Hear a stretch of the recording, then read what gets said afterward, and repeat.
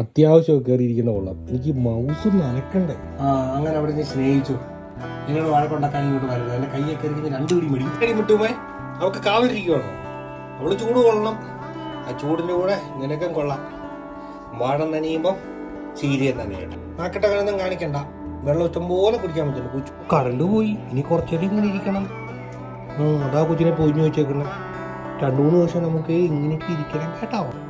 അല്ല കൂടിനകത്ത് വെക്കട്ടെ. അവിടെ ഇരുന്നോണം കേട്ടോ.